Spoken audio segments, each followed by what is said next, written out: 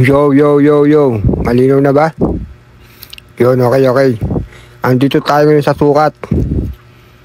Musta mga gar?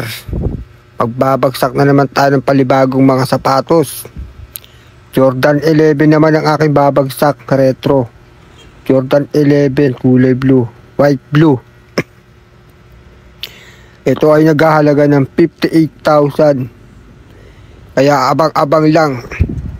Kaya naman sa mga wala pa dyan, i-follow ako sa aking Facebook page para lagi kayong updated sa ating mga video na i-upload. At mag-comment kayo dito sa aking comment section. Ilagay nyo yung lugar ninyo, kung saan yung lugar nyo, para ay madali natin kayo mapuntahan at mapadpad ako sa mga lugar nyo at dun tayo magbabagsak. Ito, papakita ko sa inyo yung Jordan 11 white. Naghahalaga ng 58,000. Wala pa yan, no? Kita no? Ilabas ko na sa bag. Ayan, yan. Jordan 11 white. May pagkahalo siya sa blue. Kasi yun yung nakapangalan dito. Yun. Dito tayo sa may sukat. Makita ko ng overpass para tumawid ako sa kabilang linya. Para doon ako maglalagay. Ayan, inaangat-angat natin. Sana naman ay maganda ang ating mga kalalabasan ng pagbagsak ng ating palibagong sapatos ay pamimigay. Jordan 11, medyo bago pa siya, tapos ay wala pa siyang sira. Nakakalungkot lang dahil ilang taon ko siyang nalagaan, ilang taon ko siyang nakasama. Siyempre, ipamimigay na natin, medyo napagsawaan din natin siya. Kapag medyo nakaluwag-luwag naman, bibili na naman tayo ng palibago. Medyo ngayon pamimigay lang natin. Doon sa may pinuntanukan, doon natin siya ibabagsak.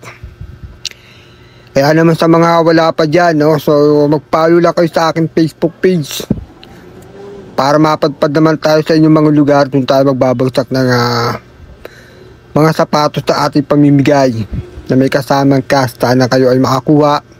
Sana ay manalo kayo.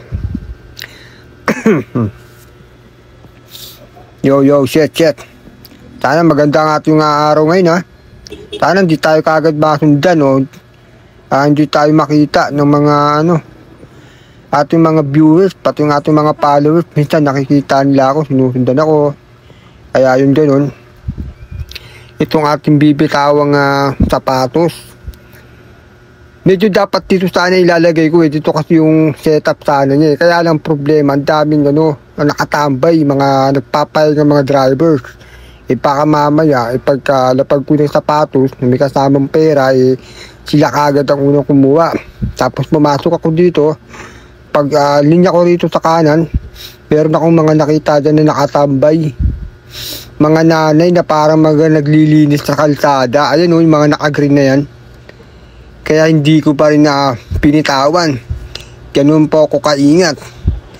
Dahil gusto ko kasi ang makakuha nito ay yung talagang kostang na pulot nila. Hindi yung makukuha nila sa akin ng bantay sarado. Wala silang pinagod. Kaya hindi ako basta ayan. Dito na malapit-lapit yung ating gagawin. Dapat dito rin sana ilalagay ko dyan sa may loob ng halaman. Kaya lang ang problema, may camera, may CCTV dito sa lugar. Kaya naghanap-hanap pa ako ng pwede safe. Yun. Pinuputol-putol ko yung video kasi medyo mahaba. Dahil may mga CCTV yung aking mga pinagdadaanan dyan. Yung mga aking nilalakad, yung mga camera. Dito lang ito matatagpuan sa may sa may Paranaque, sa may kabilang linya na to kasi tumawid ako. Alam mo tong poste na to na may tulay dyan. Diyan ko na siya ibabagsak. Diyan sana, dyan. Kaya lang ang daming dumadaan dyan ng mga motor, mga tao. Kaya medyo napahinto tayo dyan. Ayan, huminto tayo dyan. Pinitawa ko muna yung sapatos upang ilabas yung pera na isasama ko sana. Medyo tatalikod lang ako ng konti para yung mga dumadaan, hindi nila makita yung aking perang bibilangin. Okay, magbibilang muna tayo ng cash. Okay. Medyo nakatalikod ako niyan para di makita ng mga tao Magbibilang tayo ng cash. Yan.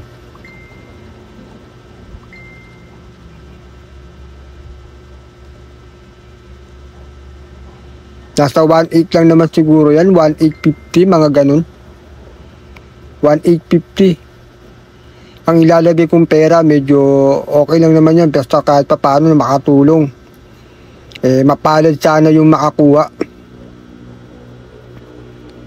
Yan, 1.850. Pwede makakuha nito. So, sana ay makatulong. Mapalad sana. Sana may magamit din kayo. Ayan, Jordan 11 puti, pinasok ko na. Diyan ko na sa ilalapag kasi umikot nga ako sa kabilang linya para hindi ako makita. Medyo nakakalungkot na kasi ilang taon ko siya naalagaan, ilang taon ko nakasama. Yun, pamimigay na lang natin. Yun, hanggang dito nila mga katropa, mga gar. Maraming salamat sa inyo. Thank you.